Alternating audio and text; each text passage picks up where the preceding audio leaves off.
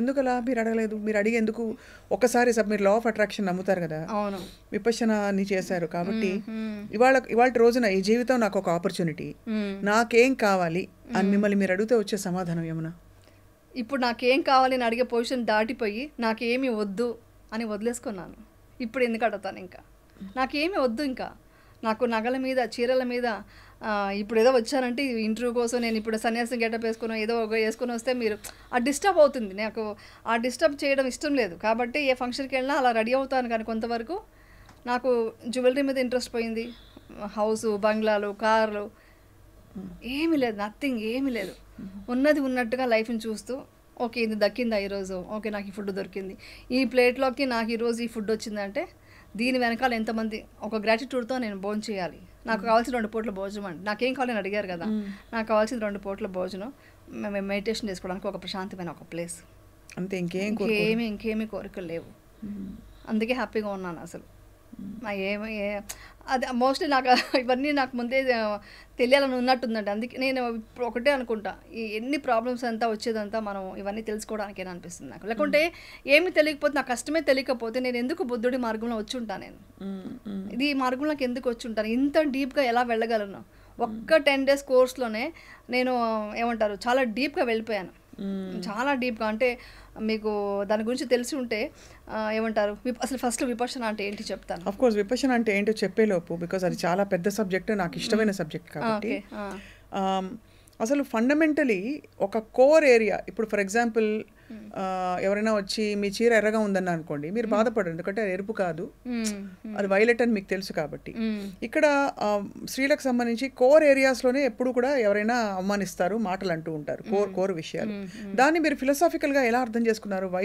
Why is this happening to me అనడానికి? అది ఉదాహరణకి నాకు ఎవరైనా వచ్చి నువ్వేంటి బండలాగా గయ్యాళిలా మాట్లాడుతున్నావు అని అనుకోండి, ఇమీడియట్గా నేను రియాక్ట్ అయ్యేదాన్ని, నేను మంచిదాన్ని అని చెప్పి. బట్ ఎందుకు ఇలాంటి ఒక కోర్ ఏరియాలో మనకి సమస్యలు వస్తాయని మీరు ఫిలాసాఫికల్ ఆన్సర్ ఏంటి? అంటే ఇప్పుడు వాళ్ళ నాలెడ్జ్ అంతే ఉంది, వాళ్ళ నాలెడ్జ్ ఆ లెవెలే ఉంది. ఇప్పుడు ఎగ్జాంపుల్కి ఇప్పుడు నేను యాక్ట్ చేస్తున్నాను ఇలాగ, ఇప్పుడు ఎగ్జాంపుల్కి మేకప్, ఇప్పుడు నేను విపశ్యనకు వెళ్ళినప్పుడు కూడా ఎవరు అన్నారంట, ఆవిడ ఏంటి 10 days వచ్చేసారు వెళ్ళిపోతారు, వాళ్ళు ఎంత చేయరు వీళ్ళంతా, అంటే సినిమా అనగానే సీరియల్ కానీ వాళ్ళకి ఇంకేమీ స్పిరిచువల్గా ఉండదు, వాళ్ళకి ఒక్కొక్క సంస్కారం ఉంటుంది, వాళ్ళకి ఒక స్ట్రాంగ్ మైండ్ ఉంటుంది, అంతా ఏం అర్థం చేసుకోరు. సో వాళ్ళ మైండ్ సెట్ అంతే, వాళ్ళ ప్రపంచం చూసింది ఆ కోణంలో చూశారు. వాళ్ళ కోణానికి వెళ్ళి నేను ఆన్సర్ చెప్తే నేను ఆ లెవెల్కి వెళ్ళిపోతాను. సో మనం అప్పుడు ఆన్సర్ చెప్పకూడదు. సో మనం ఏంటో మనకు తెలుసు కదా. ఒక్క స్మైల్, ఎంతో రాజ్యాన్ని వదిలేసి, సంసారాన్ని వదిలేసి వెళ్ళి సన్యాసం తీసుకున్న బుద్ధుడికే తప్పలేదండి అపనిందనరు. ఆయన మంచి కోరి ప్రపంచానికి మంచి ఒక విద్యను ఇస్తుంటే ఆయనకే చాలామంది ఆయనకి ఎలాగ ఆయన ఇది చేయాలని చెప్పేసి ఒక అపనిందలు దాని మీద మోసేయడానికి ట్రై చేశారు. ఆయన అప్పుడు కూడా జస్ట్ మిత్తా ఇచ్చారు, ఒక స్మైల్ ఇచ్చారు, దానితో ఆయన సక్సెస్ఫుల్గా ముందుకు వెళ్ళిపోయారు. అంతే, ఏ రోజు బాధపడలేదు. నేను ఆయనే అండి ఇన్స్పిరేషన్, నాకు ఇన్స్పిరేషన్ అంతా ఎవరంటే ఇప్పుడు ఆయనే. ఇప్పుడు మీరు అనేది ఏంటంటే అంత కష్టం వచ్చుండకపోతే బహుశా మీరు ఈ మార్గం వైపు చూసేవారు కాదు, మేబీ ఇంతటి ఒక విషయం ఉందని తెలుసుకునేవారు కాదు, ఇంత విషయం ఉందని తెలిసేది కాదు. మెడిటేషన్ చేశాను అంటే చెప్పడం ఈజీ అండి, ఏముంది మెడిటేషన్ కూర్చుంటా కొంచెం థాట్ ఎలా వెళ్తుంది, ఒక 15 minutes చేస్తాము, అది కాదు కదా. టోటల్గా ఒక నిర్వాణ స్థితికి వెళ్ళే లెవెల్కి, ఒక పొజిషన్కి, ఒక భంగా వెళ్ళి, ఒక టోటల్గా ఏమీ లేదు, నథింగ్, ఇవన్నీ వచ్చేసి ఇంపర్మనెంట్ అని తెలుసుకోవడం ఉంది కదా, అది చాలా గొప్ప విషయం. నాకు అర్థమైంది, నా అదృష్టంగా భావిస్తాను. నిజంగా విపశ్యన చేసేవాళ్ళు చాలా అదృష్టం ఉంటేనే చేస్తారు. అవును, అంత కఠోరమైన ఒక సాధన అది చేసామంటే ఒక అదృష్టం ఉండాలి. సో విపశ్యనకు అసలు ఎలా ఇంట్రడ్యూస్ అయ్యారు మీరు? విపశ్యనకు మా అమ్మాయి వెళ్ళింది ఫస్ట్ మీ అమ్మాయి, మా పెద్ద అమ్మాయి వెళ్ళింది. విశిష్టకి ఎవరో చెప్పారంట, తనకి వచ్చి నేను ఎప్పుడు బుద్ధ అని చెప్పేది, అంటే నాకు తెలియకుండానే నేను బుద్ధుడికి ఇదిగా డివోటీగా ఉన్నాను. నేను అంటే ఇష్టపడుతూ ఉన్నాను, బుద్ధుడు చెప్పే మాటలు నాకు నచ్చేది అనమాట. ఆయన ఎప్పుడు చెప్తారు కదా, దుఃఖం బయట లేదు, మీ లోపలే ఉంది, మీ లోపల కరెక్ట్ చేసుకోండి, దుఃఖం బయట నుంచి ఎందుకు చూస్తారు అని చెప్పేవాళ్ళు. అది చెప్పేదాన్ని, ఈవెన్ టీఎన్ఆర్ ఇంటర్వ్యూలో అంతా అదే చెప్పాను, బట్ డీటెయిల్గా నాకు తెలియదు.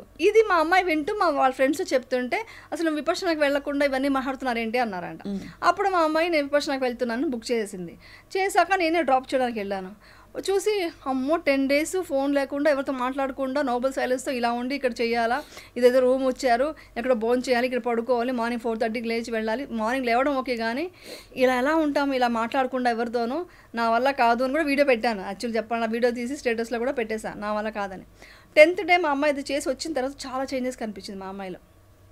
అలా కూర్చోగానే 10 minutesలోకి మేము మెడిటేషన్లోకి వెళ్ళిపోయేది, రిలాక్స్ అయిపోయి పడుకునేసేది. ఏంటి ఇంత చేంజ్, సడన్గా ఎప్పుడు 12 అయినా కానీ పడుకోదు నైట్, నేను మెడిటేషన్ చేయాలి మార్నింగ్, నేను పడుకోవాలి, నువ్వు వెళ్ళు ప్లీజ్ అనేసి పడుకునేదనమాట. నాకు ఎందుకో నచ్చి అప్పుడు నేను విపర్శనకు వెళ్దామని డిసైడ్ అయ్యి నేను బుక్ చేసుకున్నాను. వెళ్ళేటప్పుడు చెప్పింది చాలా కష్టమైన సాధన నువ్వు చేయాలి అంది. మనం చాలా స్ట్రాంగ్ కదా కొన్ని విషయాలు, అది ఏంటో తేల్చుకునేంత వరకు మనం రాకూడదు అనుకుంటాం. ముందు నుంచే నేను కొంచెం బాడీ ఫిట్నెస్ అంతా చేసుకొని కొంచెం నార్మల్ మెడిటేషన్ కొన్ని చేసుకొని, నాకు హిప్నాటిజం వచ్చు కదా, సో హిప్నాటిజం అనేది చేసుకొని వెళ్ళాను. ఇవన్నీ అంతా పక్కన పెట్టమన్నారు, ఇవన్నీ పక్కన పెట్టి ఏమీ లేకుండా మైండ్లో ఏమి ఇది పెట్టుకోకుండా రండి అన్నారు. వెళ్ళిన తర్వాత ఒక్కొక్క రోజుకి ఒక్కొక్క చేంజెస్ వస్తుంటే. దేవన్ ఎలా ఉండేది మీరు వెళ్ళినప్పుడు ఫస్ట్ టైం? మీ వారు ఎలా అసలు ఒప్పుకున్నారు? ఓకే అంటే పాప ఇప్పుడు అనరు, మా వారు వచ్చి నువ్వు ఏం చేస్తావన్నా రైట్ అండి, అదొక్క నేను చేసుకున్న అదృష్టం ఏంటంటే నేను విపర్శనకి వెళ్తానా వెళ్ళు, నేను హిమాలయకు 1 month వెళ్ళిపోతానా వెళ్ళు అంటారు. అసలు ఏ మాత్రం ఇది లేదు నాకు, అదొక్క గ్రేట్ విషయం అసలు మా ఆయన విషయంలో. చాలా గ్రేట్ అండి, చాలా మంచి ఎలాంటి సపోర్టివ్ హస్బెండ్ ఉండడం అనేది. నేను ఇన్ని రోజులు ఇలా వర్క్ చేస్తానంటే బికాస్ ఆయన సపోర్టే కదా, ఆయన సపోర్ట్ లేకపోతే ఇన్ని రోజులు నేను ఫ్యామిలీ ఏది లేకపోయినా ఏమన్నా ప్రొటెక్టివ్ గా అయినా ఉంటారు. అయ్యో వెళ్ళి ఎక్కడి కష్టంలో ఇరుక్కుంటావో, కష్టం నుంచి బయటకు వచ్చావు ఇంటి పట్టు ఉండని చెప్తారు అట్లీస్ట్ ఏది లేకపోయినా. కానీ మళ్ళీ మిమ్మల్ని నమ్మి మిమ్మల్ని వెళ్ళనివ్వడం అనేది అంటే నమ్మకం అంటే ఏంటి తెలుసా, నమ్మకం అంటే ఆయన సగం భాగమే కదా అండి, అర్ధనారీశ్వరుడు అంటారు కదా, ఆయనలో సగం భాగమే కదా, సహధర్మచారణి అంటారు కదా, సో అదే కదా. సో ఆయనకి ఏంటో ఆయన మొత్తం ఆయన బాడీ దేహంలో నేను మాకు మనిషి అయినప్పుడు నేనంటే ఆయనకి ఏమిటో తెలుసు కదా. ఖచ్చితంగా నమ్మకం అంటే మీ సమర్థత మీరు తట్టుకునే శక్తి మీరు చెప్తున్నాను. బికాస్ వెళ్ళి రేపు మళ్ళీ ఎవరో ఒక మాట అంటే ఆయనకే కష్టం కదండి. ఆయనకి చాలా నమ్మకం అండి, ఎందుకంటే నన్ను పెళ్ళైనప్పటి నుంచి చూస్తున్నారు కదా, ఆయన ఒకటే అంటారు, నేను బయట చూసిన ప్రపంచం వేరు, నేను విన్నది వేరు ఇండస్ట్రీ అంటే. ఎంత ఇదిగా ఒక దృఢ సంకల్పం ఉంటుంది, ఒక మాట అనుకుంటే అది ఛాలెంజ్ చేస్తావు, ఇవన్నీ ఉన్నాయి నీలో గొప్ప విషయాలు ఉన్నాయనేసి ఆయన చాలా అప్రిషియేట్ చేసేవాళ్ళు. చాలా నమ్మకం ఉంది ఆయనకి అలాంటిదంతా తెలుసు. ఆయనకి ఏదైనా అనుకుంటే సాధిస్తాను అనేది మాత్రం ఆయనకి బాగా తెలుసు అనమాట. అది అంటుంటారు, ఇంకెవరైనా పంపిస్తున్నాం విపర్శన, ఒకసారి ఫ్యామిలీ కూడా చూసుకోమా అంటుంటారు అనమాట. సో అది. సో డే 1 వెళ్ళారు మీరు? వెళ్ళాను. సింపుల్ గా 4 కొన్ని జతలు ఒక 8 జతల బట్టలు 10 తీసుకెళ్ళిపోయాను. వాషింగ్ అంతా ఇంటర్వ్యూ అయ్యాక కదా 2023లో వెళ్ళాను. లాస్ట్ ఇయర్ వెళ్ళింది నేను. లాస్ట్ ఇయర్ కి ఇంత డీప్ నేను వెళ్ళిపోయాను అనమాట, నాకు చాలా నచ్చింది. బట్ ఆ మధ్యలో అంతా కూడా మీకు ఎక్కడో అక్కడ వచ్చేవా సూచనలు, నాకు I want go in to different world అంటే నాకు ఒకటి బాధ నుంచి విముక్తి అనేది నాకు ఎంత చెప్పినా మాటల్లో ఉండేది. మళ్ళీ నేను ఏడ్చేదాన్ని, ఎంత స్ట్రాంగ్ అనుకున్నా తెలియకుండా ఒక్క చిన్న బాధ కూడా, ఎందుకు బాధ మొత్తం విముక్తి కలగట్లేదు, ఏదో బాధ ఉంటుంది లోపల. నేను చిన్న విషయాలు కూడా కొంచెం హర్ట్ అయ్యేవి, చాలా సెన్సిటివ్ నేను. ఇప్పుడు ఇంతసేపటికి 10 సార్లు ఏడ్చుంటాను నేను మామూలుగా అయితే. సో అంతా ఉండేది, ఆ పెయిన్ ఉండేది, ఎక్కడో ఏదో తెలుసుకోవాలి, ఇంకేదో ఉంది లైఫ్లో, ఇది కాదు.